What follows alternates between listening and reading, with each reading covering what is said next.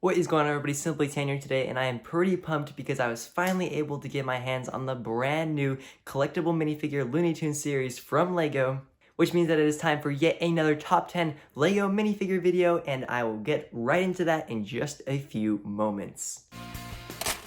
Just one thing that I would like to mention before we jump in here is the fact that I am a channel here on YouTube, which means that I make content like this fairly often. So if you enjoyed this video, that means you'll definitely, there's no way you won't find another video that I've created that you will enjoy as well, along with the future content that I come out with. And there are even prizes if you guys can get me to 1,000 subscribers. So you might as well do yourself a favor right now and hit that subscribe button and that bell so you don't miss out on my next great video. But without further ado, we both know that what you're here for is this. So, let's get right to that.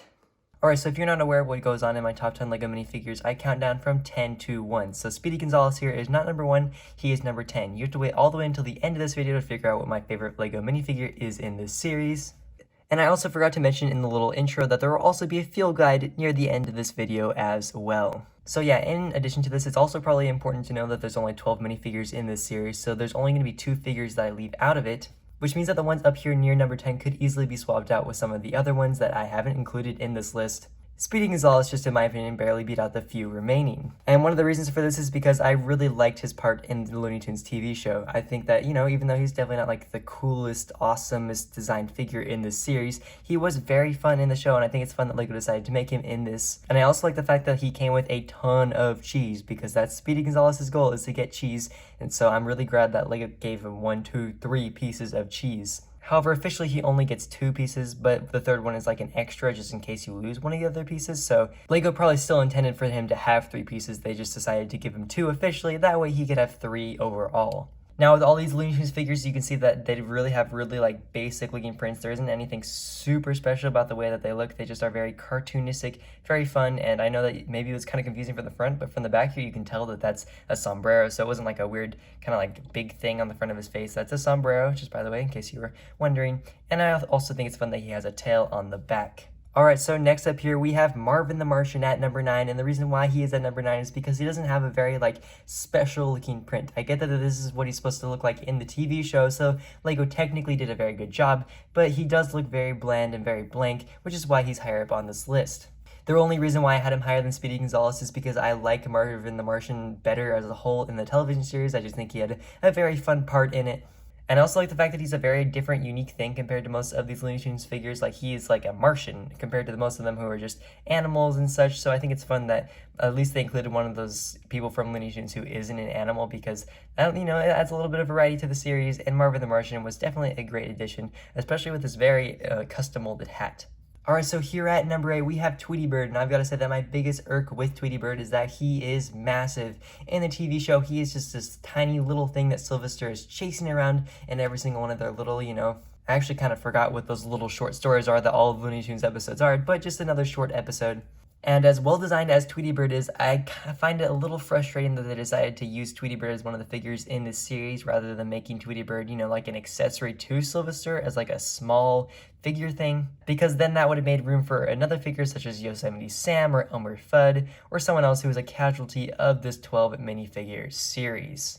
I also believe that this figure comes with the most pieces out of all of them, so I mean, if you like more pieces with your figures, then Tweety Bird is definitely the one to go with. Alright, so next up here at number 7, with what is definitely one of my most favorite molds in this series, we have Silverster. And I just really like the very exclusive mold that they put for his head. They did a very good job with it, and I think it does a really good job of showing off what Silverster looks like in the show, and even giving him a tail was a really nice touch. I also think it's really cool how their heads, I believe, are dual molded. Like, I'm pretty sure that this is white plastic and this is black plastic, which is pretty cool. And the fact that he also comes with dual molded legs is another great addition to this figure. And then also on the other side, in his hand, I really like the fact that they chose to include a baseball bat, because it definitely is one of my favorite things to see Silverster chasing Tweety Bird around with.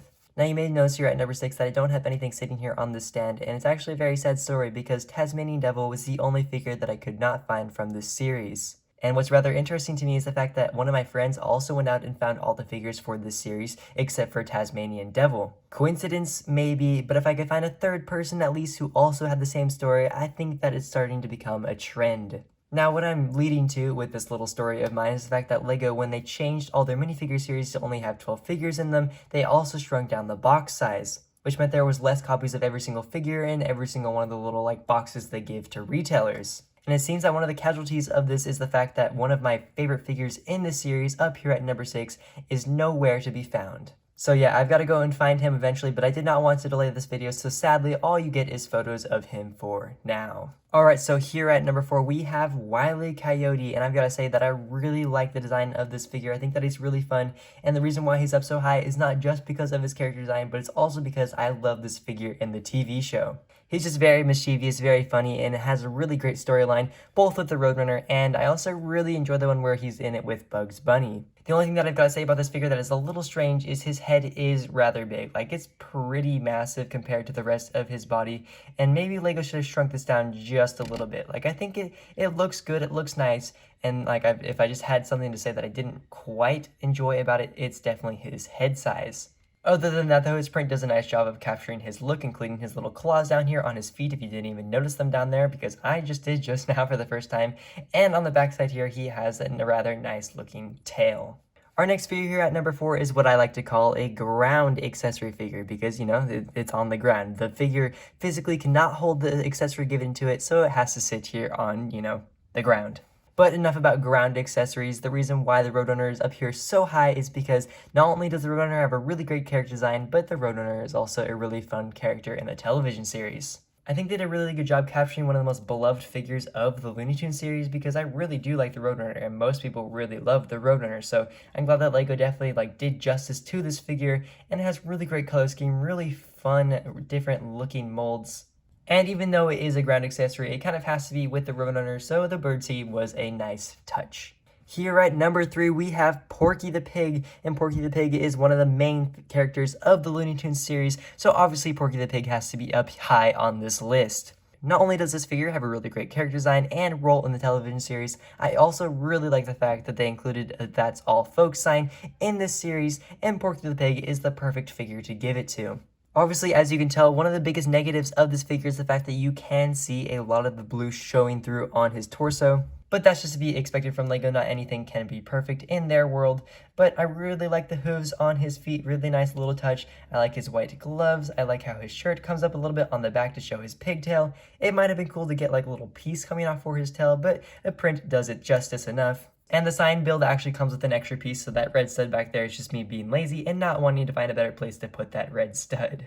Here at number 2, you can tell that I'm really going with the classics for these last few, because they really are just the classics, and you can't help but not put them here at the top of this list. And Daffy Duck definitely does not disappoint with his character design. I really, really love all the special molds in this series, and Daffy Duck's is definitely no different in how well designed it is, and I really like the rabbit season sign that he comes with as well, along with his dual molded legs, always a nice touch. And the black ducktail, maybe the first time we've ever had a black ducktail from LEGO, so I mean, if that means anything, there you go. I mean, there's a black ducktail if you care. And even though it could be, considered a minor detail, I like the little scruff on his torso. It adds just a little bit of character to it. The only confusing thing about this rabbit season sign is the fact that Bugs Bunny doesn't come with a duck season sign, which is kind of like those two signs are in the same scene together, yet for some reason, LEGO only decided to include one of them. Alright, so for our very final figure on this list, I bet you didn't see this one coming, but it's Bugs Bunny. And how could it not be Bugs Bunny? He's literally the main character of Looney Tunes, and LEGO did a really good job of doing this character justice. He looks really good and really fun, and definitely like his lovable character in the Looney Tunes television series. The only thing that I've got to say about him is that his head is a little off proportioned with his body, but I can see why LEGO wouldn't have made it smaller, because you couldn't have made it any smaller to fit it around his little neck on his torso. And I think it's a little funny how they didn't give him a tail either, because out of all the figures in this set, you didn't go out of your way to make a tail for the main character of the television series. As a whole though, he's really awesome and really fun, and I think that it's really cool how the little green piece on the carrot comes with an extra, because as you can see, I've used it to make it look like he's eating a carrot as we speak. Alright, so there you have it. These are the top 10 minifigures in the Looney Tunes series. Overall, this was a really great, really fun series. It did a really good job displaying some of the fan favorites of this television series, and I definitely don't have very many complaints for this series as a whole. I've got to say that maybe one of the biggest problems with this series was the fact that, it only came with 12 figures. I wish that there was more, because there are more figures than this that were really fun and really cool and really amazing parts of the Looney Tunes television series.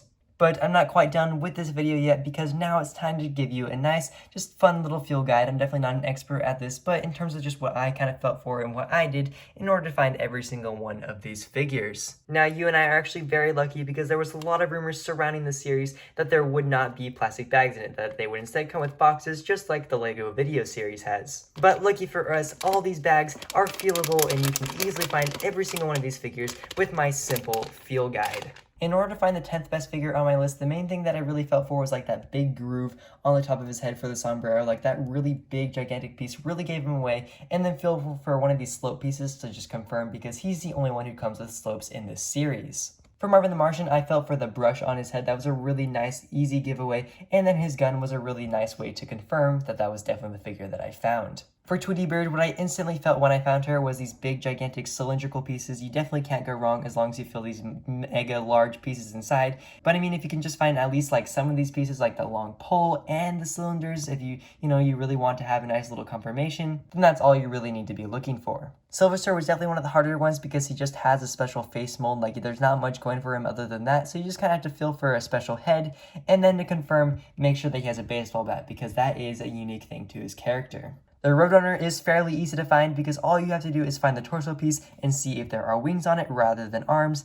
And then if you want to confirm, look for his bull and birdseed because there really is nothing else like that in this series. Wile E. Coyote was one of the harder ones, but just make sure that he has a really just gigantic, huge head. Like there's no head bigger than his. So if you feel like really long ears, really long nose, and then maybe you just feel for some of these pieces in his anvil, and you've definitely got Wile E. Coyote. Porky the Pig was really easy to find due to his that's all folks sign, so just feel for that gigantic 2x4 tile, and then just to confirm, feel for the pole, or maybe his round head, and then you definitely got the third best figure in this series. For the second best figure in Daffy Duck, feel for his long beak. There's nothing else like that in this series. And then just make sure it's not the Roadrunner's long beak. Make sure that he also has the rabbit season sign because he will have a pole and a long beak, which the Roadrunner does not. For Bugs Bunny, really the biggest thing that does feel like him is Wile E. Coyote, so just make sure that he doesn't have a really long nose and a carrot instead. But yeah, anyways, like I said at the beginning of this little section, this was a really great, really awesome minifigure series, and if you're interested, I would really recommend that you go out and pick out, at least a few of them, because they're all really great, and you can't go wrong. So, just start feeling and make sure that you found the ones that you're looking for. Alright. That's all that I have to say for today. Thank you guys so much for watching. If you enjoyed today's video, be sure to let me know by leaving a like or even a comment in the section down below, letting me know what I did well, what I should change, or what your favorite minifigure was out of this collectible minifigure series. Along with this, don't forget about my invitation to subscribe at the beginning of this video, and especially those prizes if you guys can get me to 1,000 subscribers. But in the end, it's okay if you don't do any of those things, because what I'm really hoping for is that I'll see you in the next one.